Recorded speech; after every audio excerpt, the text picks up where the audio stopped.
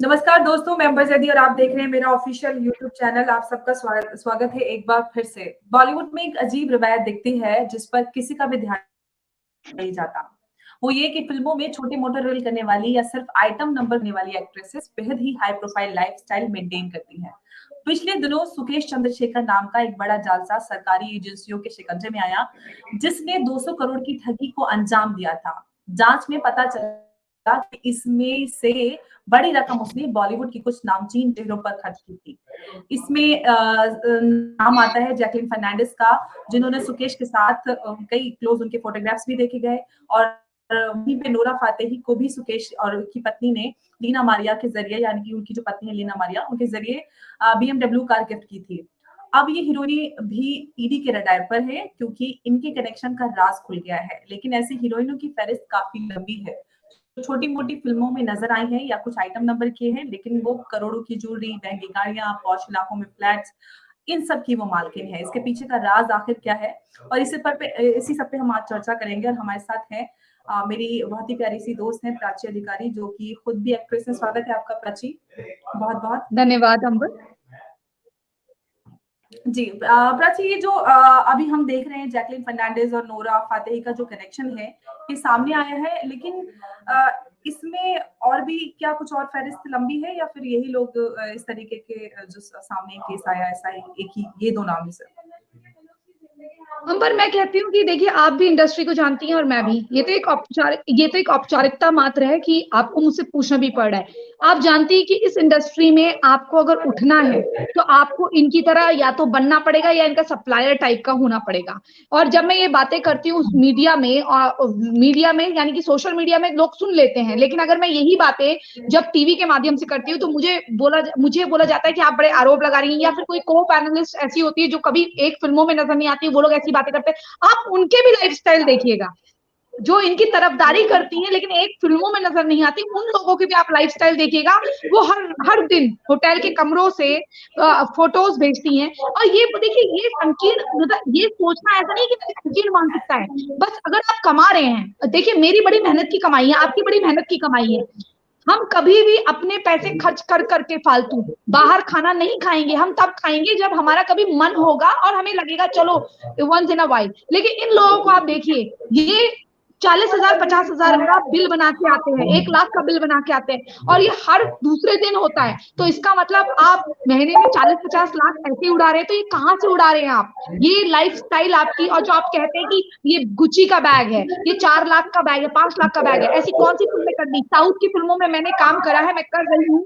मैं जानती हूँ कि 15 लाख 16 लाख कमाने के लिए या 18 लाख तक आपको व्हाइट इनकम हो सकती है, और विदाउट कॉम्प्रोमाइज ये हो सकती है। लेकिन एक कब होती है? जब आप एक फिल्म पहली में 1.5 लाख ले चुके हो, यानी कि 5-5 हजार में आप काम कर चुके हो पर डे। फिर दूसरी फिल्म में आपको 6 लाख मिलेगा, फिर 7 लाख 8 लाख ऐसे मिलना शुरू होगा, थोड़ा थोड़ा 20-20%, 30-30% का अमाउंट।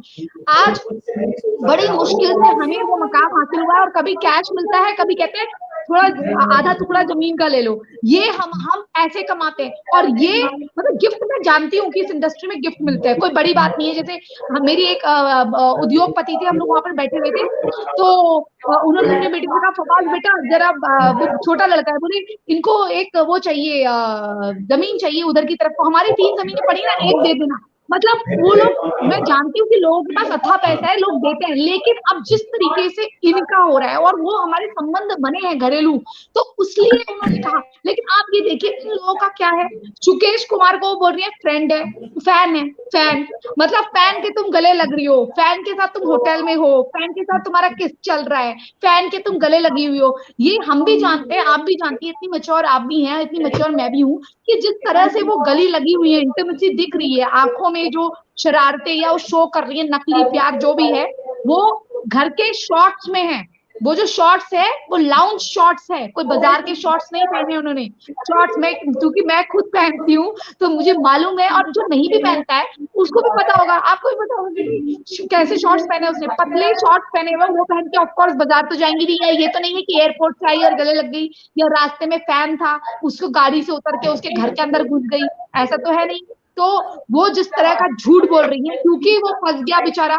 और आपने कभी कभी देखा होगा कई बार बॉयफ्रेंड जो है गर्लफ्रेंड को इम्प्रेस करने के लिए भी चोरी चकारी करते हैं। तो मुझे तो लगता है इसी ने चोरी करवाई है। और ऐसे बहुत सारे नाम है, चाहे वो ऋतिक रोशन की वाइफ हो सुगैन खान हो, चाहे खान गैंग हो, चाहे बड़े या कुमार हो, कोई हो, इस बात में मैं देखिए मेरा कोई फेवरेट भी है तो इसका मतलब ये नहीं है कि मैं झूठ बोलूंगी। सारे लोग इस जगह पे यही बिजनेसेस करते हैं और बड़े से बड़ा छोटे से छोटा या तो इन्वॉल्व होता है, या वो अगर सिगरेट नहीं भी पीता है ना तो आके एक बार को ऐसे कश मार लेगा दिखाने के लिए और दूर हो जाएगा, क्योंकि मैंने I have also taken, I am also one of you.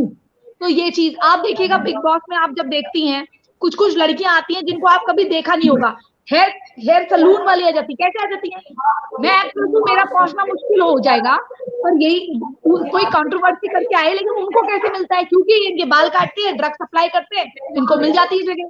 तो ये कॉमन सी बात है। और आपने देखा होगा एक लुकेश कुमारी लड़की थी, वो गाजियाबाद से उठ के वहां चली गई बॉम्बे में, उसके इंटरव्यू चल रहे हैं जी, ना उसका बोलने का ढंग ना कुछ। मैं सामने बोल रही हूँ, मैं इसलिए बोल रही हूँ क्योंकि आप इल्जाम नहीं लगा रही हैं, मैं लगा रही हूँ कि मैं जानना चाहती हूँ। ना उनकी फेमिनाइन वॉइस है, मैं जानना चाहती हूँ ना, वो कोई दिखने में कोई, देखिए वोटिंग करा लीजिए, पोल करा लीजिए, जो मैं कहती हूँ सत्य होता है, सत्य के सामने कुछ नहीं होता है।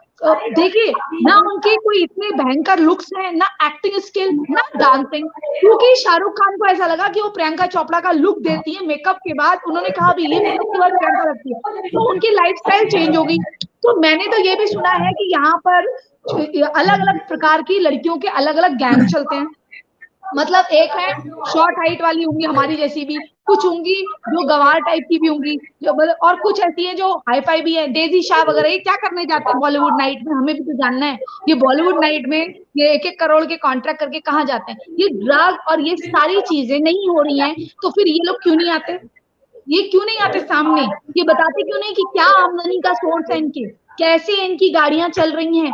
मतलब अंकिता लोखंडे के पास भी करोड़ों रुपया है, सीरियल उन्होंने एक करा 2,000-3,000 पर डे का, फिर उसके बाद उनका 50,000 या 20,000 एपिसोड हुआ, तो इससे उन लोगों को करोड़ों कहाँ से आ गए। मैं बताइए बॉम्बे जैसी जगह पे जब मुझसे कहा गया आप शिफ्ट हो जाइए, मैंने कहा भैया 1 करोड़ का मुझे कोई जमीन बेच बाच के आना पड़ेगा, और उसके बाद अपना बैंक से पैसा निकालना पड़ेगा, और फिर मैं वहां पर स्ट्रगल करूं, ये मुझसे नहीं होता, मुझे अगर काम करना है तो मैं यही की डबिंग से काम करूंगी। तो आप ये सोचिए हम इतना सोच रहे हैं कि आज मैं ये नहीं कहूंगी मैं बहुत बड़ी एक्टर हूं, मैं कहूंगी मैं मीडियम लेवल की अच्छे ठीक बजट में काम करती हूँ और बहुत इज्जत से काम करती हूँ, लेकिन आप ये बताइए आपके पास इतना पैसा कहाँ से आ रहा है, मैं जानना चाहती हूँ। तो कहीं ऐसा ना हो लड़कियों को लगे कि मैं रिया बनना चाहती हूँ, लोग कहते थे मैं माधुरी दीक्षित बनना चाहती हूँ, आज लोग कहें कि मैं रिया चक्रवर्ती बनना चाहती हूँ, मैं जैकलीन बनना चाहती हूँ, क्योंकि इन्हीं के मजे हैं। कौन कहेगा प्राची और अंबर बनना है।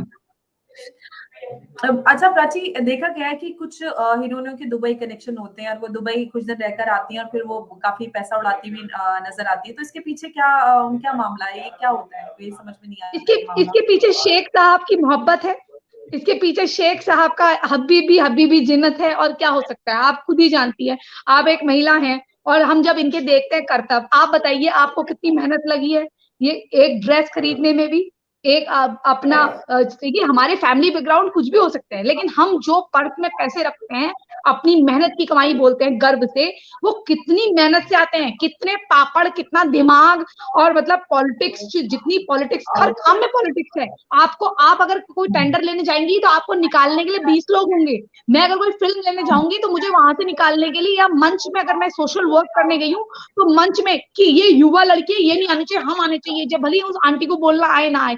तो ऐसे ऐसे हमारे साथ ये चीजें होती हैं, उसके बावजूद हम सरवाइव कर लेते हैं, वो एक किस्मत है, करोड़ों में से एक की होती है।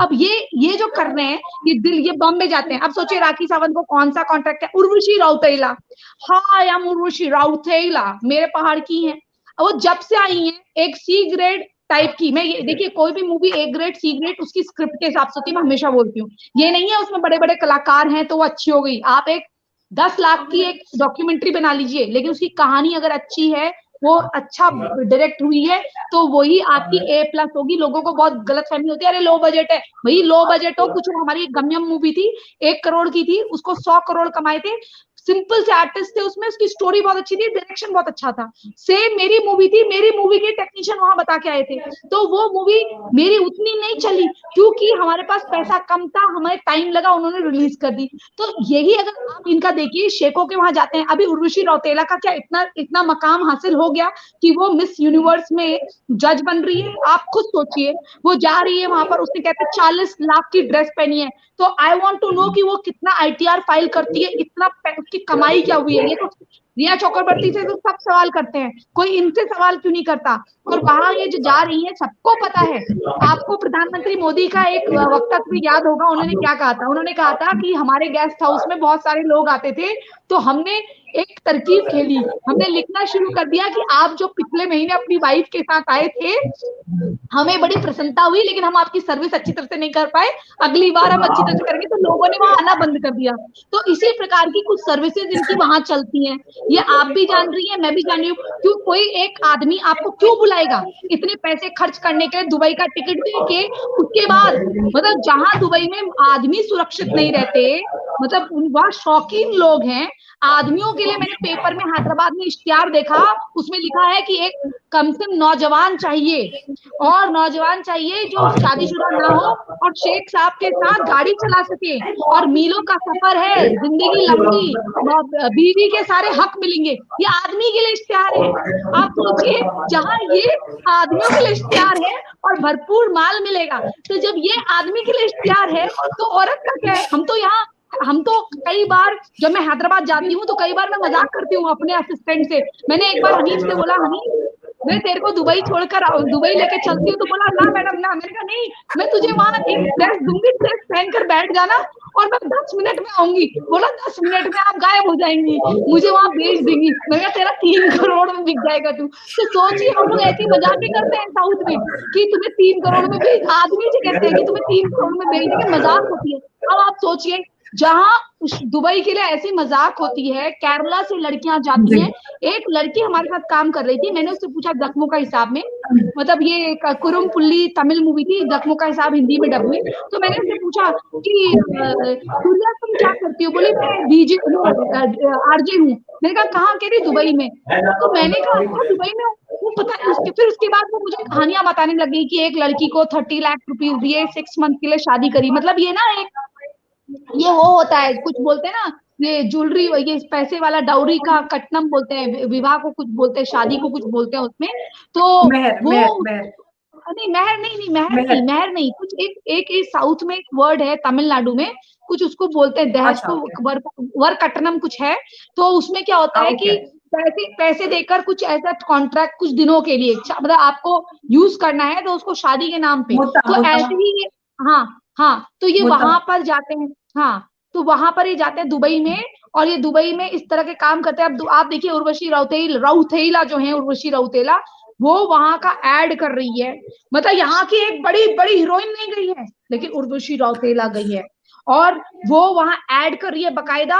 और वहां दुबई के पॉप म्यूजिक में अल्लाह बीबी बीबी है करके डांस कर रही है। और हम यहाँ से मुंह देख रहे हैं कि भाई कब गई, इतने बोटॉक्स लगा रखे उन्होंने, फिर बार बार कहेंगी आई एम 23, आई एम 23, बार बार। वो पिछले 5 साल से 23 की है, मैं उनको देख रही हूँ। और बटॉक्स उनके बकायदा लगे रहते, एक एक बटॉक्स वो मतलब 28-30 हजार का जो सिंपल होता है, वो उनका तो 3-3 लाख वाला बोटॉक्स है, जिस जो रिजल्ट है। आप सोचिए वो कहाँ से अफोर्ड कर रही है इतना। मैं जानना देखिए, आप और मेरे जैसे लोग जानना चाहते हैं कि आखिर इन लोगों को, ये जो दुबई जा रहे हैं, ये बिजनेस क्या है। क्या आप प्रोस्टिट्यूशन रैकेट में हैं? कि कई बार मैंने सुना था, एक बार मलयालम नाइट्स का था, मुझसे कहा गया मैडम आप चलेंगी, तो मैंने कहा मेरा क्या काम होगा। ये 2010 की 11 की बात है, तो मैं छोटी थी। मैंने पूछा कि भाई क्या काम होगा, तो मैंने कहा मैं स्टेज में डांस में कॉन्फिडेंट नहीं थी, कि मेरे को कॉन्फिडेंस नहीं था। तो मैंने बोला मुझे आप वो दे दीजिए ना, एंकरिंग, कोई साड़ी पहनकर या गाउन पहन के मैं एंकरिंग कर लूं। तो बोले ठीक है, कुछ दिन के बाद फोन करे, बोले ठीक है आपका डन हो गया, 11 लाख रुपीज मिलेंगे। मैंने कहा अच्छा ठीक है। बोले अगर आप कुछ बढ़िया वाला करो तो आपको 18-20 लाख भी मिल सकते हैं। मैंने कहा क्या, कैसे बढ़िया वाला, मैं एंकरिंग बेस्ट करूंगी। तो बोले नहीं नहीं, आप समझी नहीं, ऑफ द स्टेज भी तो काम होता है। ऑफ द स्टेज करोगी तो हमें फायदा होगा। तो मैं समझी नहीं, मैंने कहा क्या कपड़े लगाने हैं लड़कियों के, मैंने कहा मैं कर दूंगी, हेल्प करनी होगी। बोले आपको शायद आप ट्रेंड नहीं हो, आप पहले पता करो। तो मैंने बहुत लोगों से पता करा, लोग मुझे बता नहीं रहे। फिर एक लड़की ने बोला कि शायद कितने लोग हैं पूछो। मैंने बोला कितने लोग हैं, तो बोला अच्छा, कह रहा 5। मैंने बोला अच्छा 5 लोग हैं, 5 लोगों का सेटिंग करना होगा। तो बोला अरे अम्मा पूरा पूछ के आओ ना। तो फिर मैंने पूरा पूछा कि भैया 5 लोग क्या मतलब है क्या, तो बोलती है सेक्सुअल सर्विस। तो आप समझ गए ये काम होते हैं। तो हाँ जी, ये काम होते हैं इनके, और पूरी दुनिया जानती है। बस ये है कि मैं बोल देती हूँ इसलिए बुरी बन जाती हूँ, और दूसरे जो है बोलते नहीं है। और फिर बड़ी बड़ी अभिनेत्रियां जो है वो आ जाती है, कहती है इंडस्ट्री को ऐसा कैसे कह दिया। अगर कोई नेता ये कह देता है मुंह पे कि ये इंडस्ट्री ऐसी है, तो तुम मना क्यों करती हो। है तो है तो है। ये इंडस्ट्री अच्छी हो सकती थी। इसमें मेरे मेरे एक दोस्त, एक मित्र हैं, वो सॉफ्टवेयर कंपनी चलाते थे। उन्होंने एक मुझे लॉन्च किया था उसमें ये हेमचंद्रा के एल्बम में सनियम। तो उस बंदे ने मुझे पैसा दिया, काम कराया और गेट आउट बोला। वो आज मेरा बहुत अच्छा दोस्त है, लेकिन उसने काम कराया और उसको अपनी गर्लफ्रेंड के बड़े वो रहते थे, सरदर्द रहते थे। तो वो काम कराया, पहले पैसे दिए, काम पहले दिन बैंक में पैसे आते हैं हमारे। उसके बाद हम शूटिंग में जाते हैं, असिस्टेंट हमारा हायर होता है। पहले पहले हायर होता था, अब तो हम खुद का रखते हैं। और मेकअप मैन पर्सनल रखो या कुछ कैसा हो, उसके बाद आप जाओ, वो लोग कार भेज देते हैं, और तभी भी कन्वेंस देते हैं। वो कार भी देंगे और कार का अनाउंस भी देंगे। आप कार उनकी आओ या अपनी आओ या कैसे आओ, वो कार के पैसे देते हैं आपको। 4,000 आना, 4,000 जाना। तो जब पूरा अच्छा लग्जरी है, हर चीज में लग्जरी है, चाहे आपकी टैक्सी 2,000 रुपए ले ले, आपको आपकी तनख्वाह अलग मिल रही है, 4,000 आना 4,000 जाना अलग मिल रहा है। तो चाहे उन्हीं की कार हो, उन्हीं का पेट्रोल हो, सब कुछ मिल रहा है।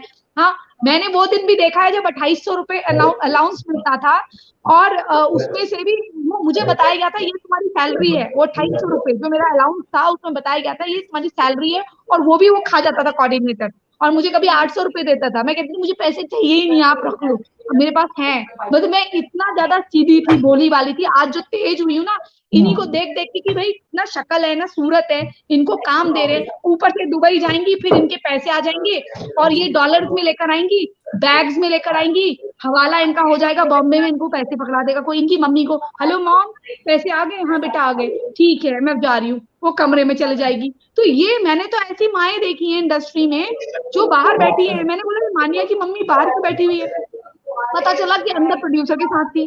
फिर प्रोड्यूसर हम लोगों को कोई सीन समझा रहा था, तो मानिया की मम्मी 50 फोन कर रही है मुझसे मिलने आओ। तो ये ऐसी ऐसी इंडस्ट्री है कि यहाँ जो शॉर्टकट वाले हैं ना, इन्होंने सबसे दुखी इन्होंने कर रखा है। अरे मैं कहती हूँ 50 लड़कियां मना कर दो, मना कर दोगी तो जब जब जब होगी नहीं इनके पास लड़कियां, तो ये किसी को तो लेंगे, काम तो कराएंगे। तो why can't you do a business and higher a call girl. मैं कहती हूँ आप कॉल गर्ल हायर कर लो ना यार। अगर आप देखो उसके लिए वो लड़कियां हैं। अगर हमारा किसी से अफेयर है, निजी लाइफ है, वो हमारी डिफरेंट चीज है। ये क्योंकि हम अपने होने वाले शौहर से या अपने बॉयफ्रेंड से कुछ मांगे, वो हमारा हक है। लेकिन 50 के पास जाके हम नहीं मांग रहे ना, क्योंकि that is not our business ना। हमें हमारा हमारा पति होने वाला कार दे कुछ दे, या बॉयफ्रेंड कार दे कुछ दे, वो अलग चीज हो गई। ले वो अगर हम उसके गले लगे, वो हमारी पर्सनल प्रॉब्लम है। हम जा जाके एक काम के लिए अगर कर रहे हैं, तो दैट इज प्रोस्टिट्यूशन। तो आप इसका मतलब आप बढ़ावा दे रहे हो, दूसरी लड़कियों को ये बताना चाह रहे हो कि भाई इसके अलावा तो कोई काम ही नहीं होगा। तो ये रॉन्ग है ना। तो बिल्कुल यही बिल्कुल, काम कहीं ना करती कहीं थी। कंगना, जी बिल्कुल, कंगना रनौत भी इन सारी चीजों पे बड़े बहुत ही वोकल नजर आती हैं, और उन पे भी उनको भी पागल सन की और बहुत अलग अलग नामों से नवाजा जाता है। और जो जया बच्चन कहते हैं थाली, जिस थाली में खाते हैं उसी में छेद छेद करते हैं। आज उनके परिवार का पनामा लीक्स में नाम है, तो उनको आपने देखा होगा संसद में वो कितना उनकी बौखलाहट नजर आई।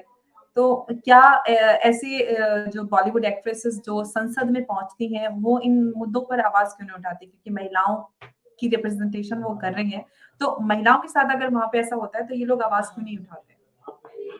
पहली बात, एक बात बताइए कि अगर आप, पहली बात तो कुछ ऐसी लेडीज होती जो अनडिजर्विंग होती है, जिनको डिजर्व नहीं करती हैं जनता, और ये जो सूबे में सरकारें रही हैं पहले, इनकी भी बहुत बड़ी खामियां रही हैं। केवल एक देखिए मैं कंगना को सपोर्ट करती हूँ, बट मैं ब्लाइंड सपोर्टर किसी की नहीं हूँ, क्योंकि मेरे लिए देश हित पहले है। शायद हो सकता है मेरी कई बात से लोगों को बुरा भी लगे, लेकिन मैं आपको दोनों चीज कहूंगी, क्योंकि मैंने इस चीज के लिए अपना करियर खराब करा है। हो सकता है कि आगे चल के अच्छा हो जाए, लेकिन मैं सच्चाई बोलती हूँ। आज मुझे नल्ला बुची, मैं उनका नाम ले रही हूँ क्योंकि मैं डरती नहीं हूँ, क्योंकि मेरे साथ हुआ है। नल्ला बुची मुझे ग्रीन पार्क होटल के नीचे 18 लाख रुपए देने को तैयार हो रहे थे, बोल रहे थे कि इतने में तो मैं तब्बू 3 लाख, उस समय जब मैं छोटी थी, 3 एज थी, 3.5 लाख में तो मैं तब्बू और त्रिशा को नंगा कर देता, ये उनके शब्द थे। और ये लड़की कौन है जो इतने में भी नहीं मान रही? अरे उस बोलता है कि सर इनके आंखें देखो, ये ऐश्वर्या जैसी हैं, ऐसे बोलता है उस टाइम पे। तो मैंने वो चीज मना कर दी। आज अगर मैं महेश भट्ट के साथ मूवी कर लूं, सारी चीजें बोल लूं, अपनी लाइफ में करोड़ों रुपए कमा लूं, उसके बाद मैं कहूं मुझे भागने का मौका नहीं था, उसके बाद मैं कंडीशंस अप्लाई बातें करूं, उसके बाद लोग कहें कि अरे या तो ये तो बड़ी देशभक्त है, क्योंकि अब मैं देशभक्त इसलिए हो जाऊंगी क्योंकि मेरे पास बहुत पैसा आ गया है और अब मुझे वहां पर नहीं करना है। तो दैट इज, मैं अपॉर्चुनिस्ट वाली देशभक्त नहीं हूँ, ठीक है ना। मेरे लिए आज कल भी कंट्री पहले थी, आज भी पहले है ना। मेरा महेश भट्ट ऐसा नहीं है कि मुझे कहीं कहीं से ऑफर नहीं आए, मुझे बॉम्बे से बहुत अच्छे अच्छे ऑफर्स आए। वो टाइम भी कुछ ऐसा था कि बहुत हर मैगजीन में, हर उसमें आ रहे थे हम, सारे नाड़ू न्यूज़पेपर वगैरह में आ रहे थे। तो हमारे पास भी मौका था, बहुत सारे मौके थे, और ऊपर वाले की दया से फीचर्स हमारे ठीक ठाक है। और इस इंडस्ट्री में तो आपने देखा है कैसे कैसे लोगों को मेकअप करके बैठा दिया जाता है। तो उसके बाद मैं महेश भट्ट की बुराई करने के हकदार नहीं हूँ, ठीक है ना। क्योंकि मुझे अनुपम खेर का एक डायलॉग बहुत अच्छा लगा, उन्होंने कहा मैं जानता सब हूँ लेकिन मैं बोलूंगा नहीं क्योंकि मैंने महेश भट्ट का नमक खाया है। आप समझ गए मैं क्या कहना चाह रही हूँ?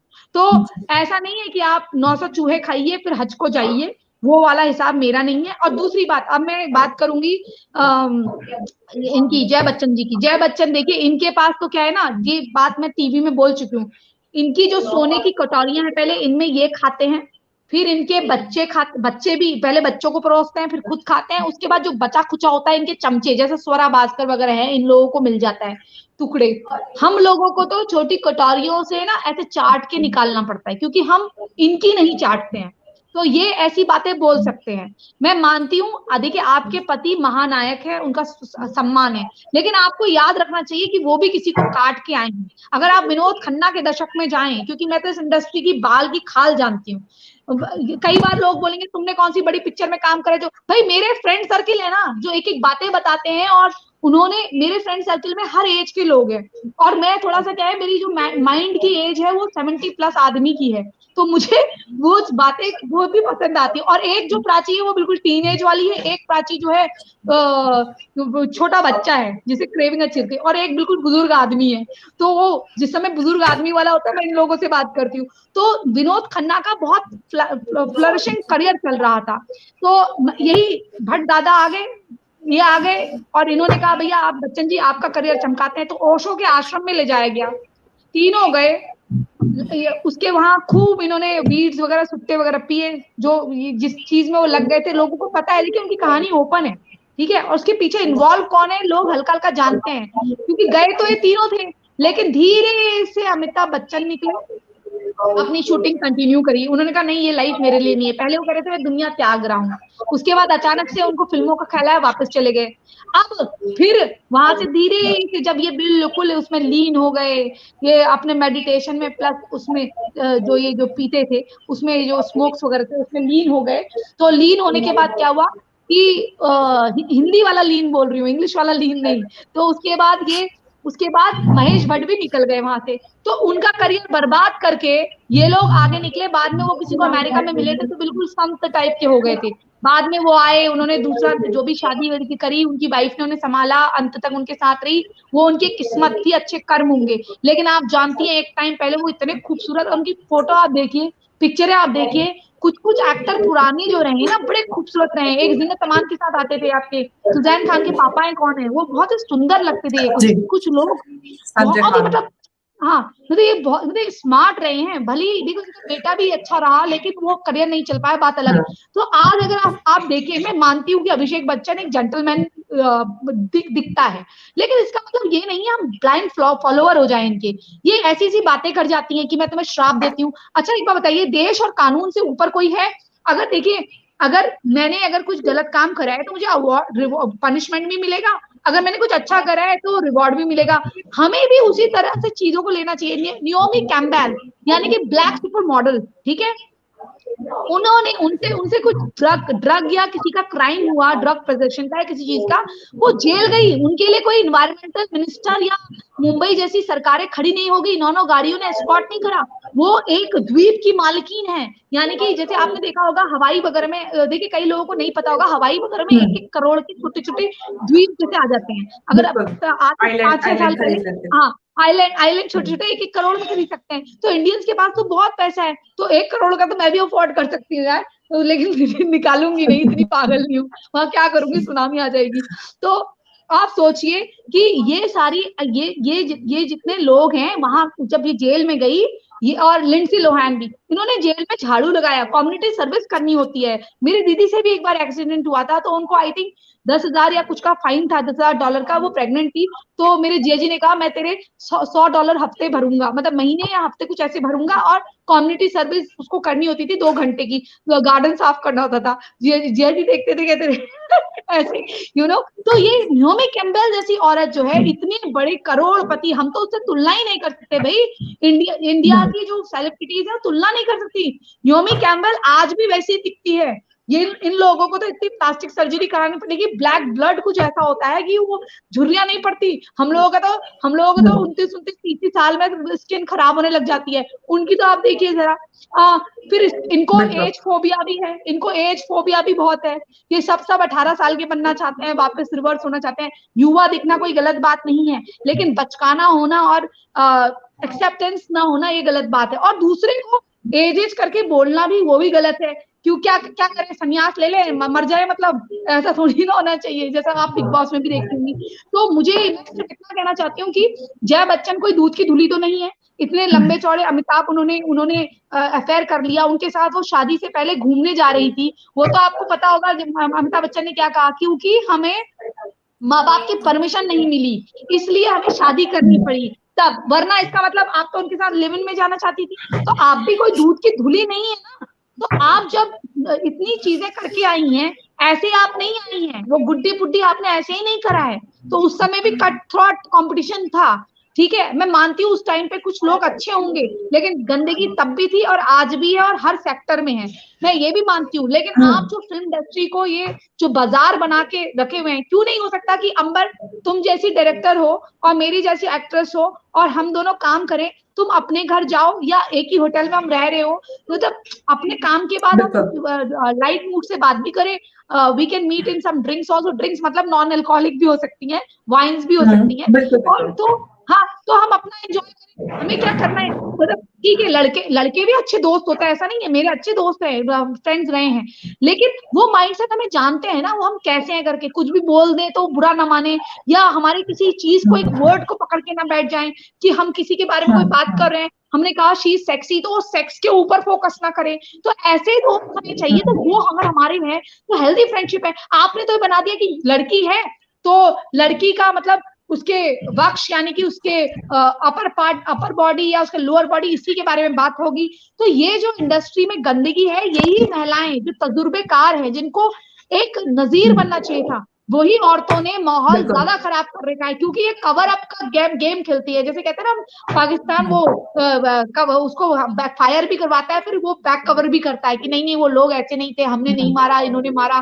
ये वही वाली बात हो गई कि आप वहां बैठी हुई है और आप इतने, आपका अगर आपने कोई करप्शन करा है, अगर आपने नहीं करा है, तो आप इतना क्यों डर रही हैं, इतना क्यों श्राप दे रही हैं। तो ऐसे तो हजार लोग, जो करोड़ों लोग जो पीएम मोदी को प्रेम करते हैं, वो भी जा जाके पूजा पाठ करने लगे, नमाजें पढ़ने लगे, तुम और बोलने लगे कि तुम्हारा सत्यानाश हो जाए। तो ये अच्छी बात है, बताइए आप, तुम्हारी एक एक तुम्हारी बिल्कुल। पोती है, संसद के पटल भगवान पर ना इस करे उसको तरीके कोई की भाषा का इस्तेमाल कर। बिल्कुल, ये तो बिल्कुल। गलत चीज है ना। देखिए, अगर अगर आपको किसी ने दुखी करा है पर्सनली, तब आप, क्योंकि हम, हमारे पास वो संवैधानिक पोस्ट नहीं है, ये हमारे पास वो संवैधानिक नहीं, हम फिर भी बोल लेंगे ना, हमारा फिर भी चल जाएगा, क्योंकि हमारी संवैधानिक पोस्ट नहीं है। तो हम रो के बोल सकते हैं कि जिसने हमारा इतना बुरा करा है, उसने हमको रुलाया है, तो उसके साथ भी ऐसा, उसको भी नाश हो जाए। हम तब तब बहुत, जब किसी ने एक्सट्रीम करा हो तब, लेकिन हम बोलने से अवॉइड करेंगे, हम कहेंगे कि तुम्हें भी दुख हो। लेकिन आप वहां जाके कह रही है पार्लियामेंट है, वो कोई सब्जी में यही कहती है ना, कुछ सब्जी काटने वाली औरतें आ जाती है ना,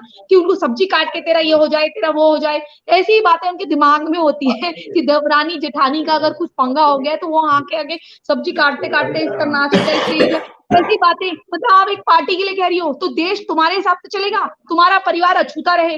तब क्या हुआ जब तुम्हारे पति को करोड़ों के कॉन्ट्रैक्ट देकर गुजरात का वो करवाया, एड की कुछ दिन तो गुजारी गुजरात में, और तुम्हारे पति को बाहर निकाला गया।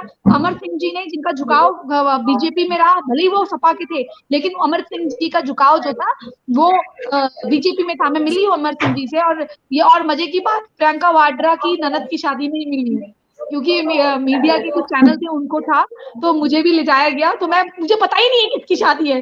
तो हाँ, दिग्विजय खड़े थे, तब मुझे पता चला कि ये प्रियंका की जो है निशिका नीलिका, क्या नाम था उसका, उसकी शादी थी। तो मैंने, है यहाँ तो सारे लोग डिफरेंट है। हाँ, क्या नाम था उसका? नहीं, मोनिका नहीं, एन से नाम। मोनिका की शादी थी 2-3 साल पहले। निहारिका था यार, शादी हुई है, नीलिश्का, पता नहीं उसकी शादी थी। हाँ, वो शंग्रीला में थी, और सबसे बड़ी बात, मैंने उल्टा सूट पहना हुआ था। मैंने पहली बार सूट पहना, वो भी उल्टा। तो मैं तो ऐसी हूँ पागल, क्या करूं। तो मेरा बस इतना कहना है कि इन लोगों को संभल की बात करनी चाहिए। नहीं, इतनी सारी चीजें होती है बार बार महिलाओं को लेकर, और ये सारे मामले लगातार चर्चा में रहते हैं। इनसे छुटकारा कैसे पाया जाएगा? क्योंकि कुछ लोग आते हैं बाद में इस करोना धोना करते, लेकिन कोई इसको ठीक करने का बीड़ा नहीं उठाता। ये प्रॉब्लम कैसे खत्म होगी? ये प्रॉब्लम ऐसे खत्म होगी कि इन लोगों को तो पहले सुनना करना बंद करना चाहिए। इनको जब कोई चीज हुई है तो हम उसी वक्त बोले, ठीक है। अगर मेरे साथ, देखिए, मैं एक सक्षम महिला हूँ, और मेरे साथ कोई बदतमीजी कर रहा है तो मैं तुरंत बोलूंगी, भाई ये गलत बात है, इस तरह से मत करिए। और हो सकता है कि कई ऐसे दोस्त भी होते हैं कि हम उनसे दोस्ती नहीं तोड़ना चाहते, तो हम भी बोलते हैं यार देख, ये बातें मत करना, और ये अच्छा नहीं है। अगर एक्शन में किसी ने कहा है तो उसका रिएक्शन होगा थप्पड़ मार के, वो तो है ही। लेकिन अगर किसी ने वर्बली कहा है, क्योंकि कैसे रिएक्ट करें, वो रिएक्शन भी तो अलग अलग है ना। तो अगर किसी ने बदतमीजी हाथ से करने की कोशिश करी, आप यही बोलना चाह रही है ना, जो यही पूछा है ना आपने, अगर किसी ने वर्बली कुछ बोला है तो उसको बोलूंगी, देखो दोस्त यार, तुम देखो, मैं चाहती हूँ कि हम अच्छे दोस्त हैं, अच्छे दोस्त रहे, हमारे बीच में सब बातें ना हो।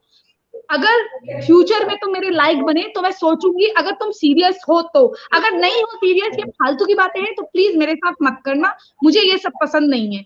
और वहां से वो बात एंड हो जाएगी। अगर उसने दोबारा रिपीट करा तो मैं बात करना बंद कर दूंगी, उसे कट ऑफ कर दूंगी।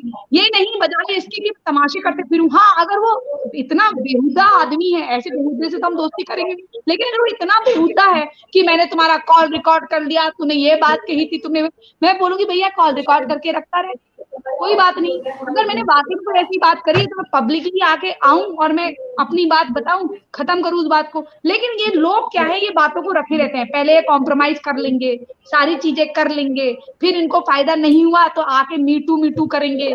ये चीज गलत है ना। फिर इससे क्या होगा, पूरा समाज बेकार होगा, और करेंगे कुछ नहीं। या तो तुम खड़े रहो, अपनी बातों को भी एक्सेप्ट करो कि हाँ मैंने फायदे के लिए करा, लेकिन उसके बाद इन्होंने जो प्रॉमिस करे थे वो नहीं हुए, बताओ, खुल के बताओ कि ऐसा अगर मैंने करा है, हाँ मैंने करा।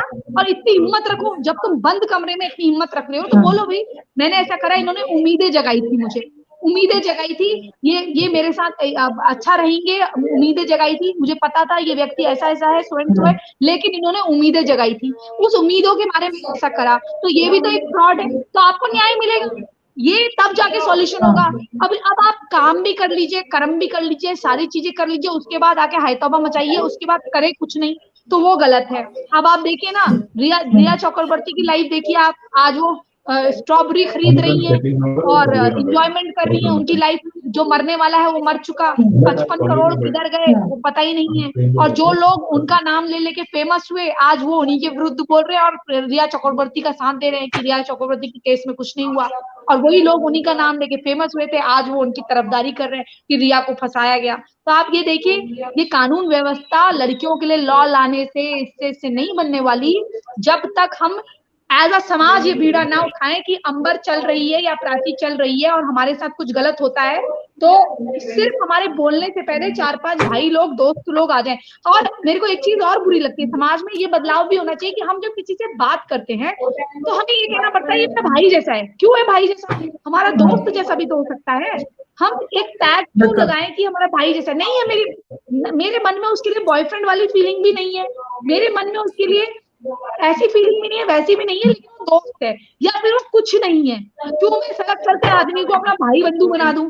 क्योंकि हो सकता है कल को कुछ भी पॉसिबल है, हो सकता है मेरे घर में रिश्ता लेकर आ जाए, हो सकता है कि मुझे अच्छा लग जाए, हो सकता है कि उसकी मेरी बॉन्डिंग हो जाए, तो कुछ भी हो सकता है ना अंबर। तो मैं पहले से ही उसको भाई बना के कर दूं? नो।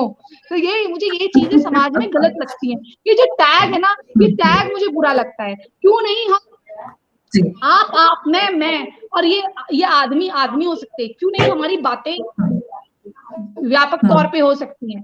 क्यों ये संकीर्ण सोच है कि पहले भाई बनाना है, कल को भाई बनने के बाद उसे अनशन बात करी तो कितना बुरा लगेगा?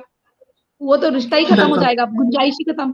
तो ये चीज है, तो कुछ करना है तो समाज को उठना पड़ेगा और केवल लड़कों पे दोष नहीं मढ़ना पड़ेगा, क्योंकि ना ये लड़कों के साथ भी बहुत नाइंसाफी होती है।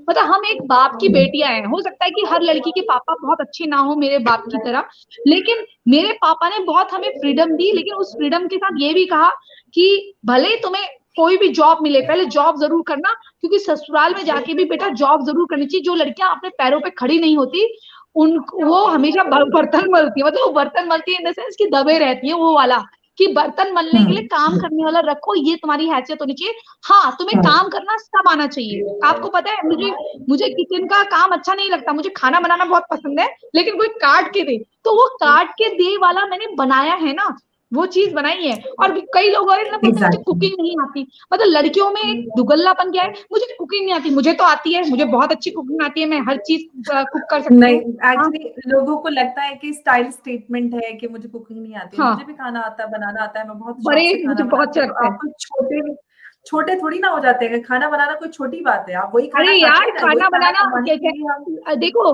देखो, पता है बिल्कुल। क्या है ना, हाँ मैं थोड़ा सा आलसी हूँ, मैं थोड़ा लड़कों टाइप की पली हूँ, तो ये जरूर है कि कोई करके दे दे, मतलब क्योंकि मुझे पता है मुझे ओसीडी है, जैसे छूने की बीमारी नहीं होती, ऐसे ऐसे छूना, यूं छूना, तो मैं छूने में लग जाऊंगी, इसलिए मुझे साइकोलॉजिकल होता है कि यार कोई काट के दे दे ताकि मैं कचड़े में ना पड़ूं। तो मैं बहुत अच्छा बना सकती हूँ। मैं नॉनवेज नहीं खाती हूँ, लेकिन मैं फिश जी। विश बना सकती हूँ, मुझे अच्छी लगती है बनानी। और मुझे मुझे अच्छा लगता है केक वेक बेक करना, हर चीज लाइक कि मेरे फ्रेंड्स आए और मैं बनाऊं और मेरे हाथ का बना हुआ खाएं, यहाँ तक गला भर दूं सालों का तो लाइक दे शुड फील कि खूब खाया है, मतलब, और चाय पिए मेरे साथ बैठ के। चाहे वो कई मेरे फ्रेंड्स हैं वो ड्रिंक, मैं ड्रिंक नहीं करती हूँ, लेकिन मेरे फ्रेंड्स ड्रिंक करते हैं, तो वो मेरे साथ बदतमीजी नहीं करते, उनको पता है उनकी हद क्या है। तो मैं वहां पर बैठ के भी चाय पीती हूँ, कहते ये देखो इसकी चाय कभी खत्म नहीं होती। हम इनफॉर्मल बात नहीं कर रहे हैं, क्योंकि देखो क्योंकि ये बातों से ही हमारे व्यक्तित्व का पता चलता है, क्योंकि हम इंसान हैं, जी। हम रोबोट नहीं है, हमारे अंदर फीलिंग्स होंगी। लेकिन ना समाज में ये तब आएगा जब ना खुल के लोग बात करेंगे, ये इट बट और अगर मगर में ना पड़े, खुल के बात करें। नहीं मेरे बारे में वो क्या सोचेगा, मैं अगर सोचूंगी मैं अंबर से बात कर रही हूँ, मेरे बारे में ये क्या सोचेगा वो क्या सोचेगा, तो लोग तो बहुत कुछ सोचेंगे। They are never going to be please, we are never going to please everyone. हमें अपने आप एग्जैक्टली। को पहले, हम अपनी बातें कर ले, हम अपने आप को किसी को प्रूफ नहीं करना कि अरे बाल आज जी। स्ट्रेटनिंग नहीं है, फेस बड़ा लग रहा है, आंखें ऐसी लग रही हैं, रैशेज आ रहे हैं। अरे हम नहीं सोए हैं यार, हम कभी सोते हैं कभी नहीं ठीक है, सोते हैं, तो बिल्कुल। 10 टेंशन होते हैं। लाइफ है, लोगों को लगता है नहीं परफेक्ट होना बिल्कुल। चाहिए, कल वाली वीडियो में ऐसी लग रही थी आज वाली में ऐसी होनी चाहिए। अरे भाई इंसान है, नहीं आज तो तुम अम्मा लग रही हो यार, ठीक है मैं कोई छोटी बच्ची नहीं हूँ, 16 साल की नहीं हूँ, लेकिन ये है कि अम्मा भी नहीं हूँ तुम्हारी। मतलब तुम आके कुछ भी अनशन बोल दो, अच्छी लगूं तो कुछ बोल दो, बुरी लगूं तो कुछ बोल दो। भाई मैं इंसान हूँ, तुम्हारे घर में भी तुम्हारी बहनें होंगी, अच्छी लगेंगी बुरी लगेंगी, और ऊपर से उतरा हुआ कोई भी नहीं है, हमारे भी अच्छे बुरे दिन सबके होते हैं। तो यही मैं बोलना चाहती हूँ कि समाज बिल्कुल। में अगर बदलाव लाना है तो पहले यहाँ से बदलिए, फिर दूसरों को मत बदलिए, पहले खुद बदल जाइए। बाकी सब अपना नजरिया तो बदलो यारो, फिर दूसरे का नजरिया बदलते रहना। बिल्कुल। हाँ, जी, बिल्कुल प्राची। तो हमें ज़रूरत है, कानून देश में बहुत बनते हैं, व्यापक कानून भी हैं और उस पे कार्रवाई भी होती है, लेकिन बहुत ज़रूरी है कि हम अपने मानसिकता को बदलें, चाहे वो आम लोग हों या फिर इंडस्ट्री के लोग हों। तो बेहतर है कि अगर कुछ बिल्कुल, भी जब गलत हो जाता है, उससे पहले हम उसको रोकें। तो समाज में कुछ भी गलत होने से पहले हमें उसके खिलाफ आवाज़ उठानी होगी और समय रहते। तो ये बहुत ज़रूरी है। शुक्रिया प्राची, आपका बहुत-बहुत, आपने कीमती समय दिया और थैंक यू। आगे भी आपके साथ ऐसे ही मुद्दों पर बात बिल्कुल, करते रहेंगे। बिल्कुल, बिल्कुल। बिल्कुल अंबर, बिल्कुल बहुत अच्छा लगा आपसे बात करके और I am sorry for being informal, थोड़ा-सा नो, अनफॉर्मल नो, सी हो दैट्स गई थी ऑलराइट। मैं। लेकिन मैं नहीं, चाहती नहीं, नहीं कोई थी कि बात नहीं। फ़ॉर्मेलिटीज़ में मैं आऊँ, क्योंकि मैं चाहती हूँ कि हुँ, जैसी मैं हूँ लोग जानें और जो मेरे विचार हैं जैसे जैसे दिल से निकलते हुँ, हैं वो मुँह पे आते हैं। अगर मुझे किसी से लड़ाई भी जी, करनी होती है वो तुरंत होती है, उसके बाद मुझे टेंशन भी बहुत होता है हुँ, कि मैंने ऐसा क्यों करा, लेकिन हाँ, कई चीज़ों को मैं रिग्रेट हुँ, नहीं करती और आज का सेशन ये है कि मैं बिल्कुल रिग्रेट नहीं करूँगी and hmm, I really got a nice friend in you. मुझे बहुत अच्छा एक दोस्त मिला है थैंक यू। और आपके रूप में और मैं आशा करती हूँ कि लड़कियों की ऐसी दोस्ती होनी चाहिए, ऐसी दोस्ती बिल्कुल, भी होनी चाहिए बिल्कुल। और और हो सकेगा तो आगे चल के मिलके काम भी करेंगे साथ में। बिल्कुल, ज़रूर इंशाल्लाह। Okay, thank you. Bye, thank you. Ambar. Bye bye, bye-bye.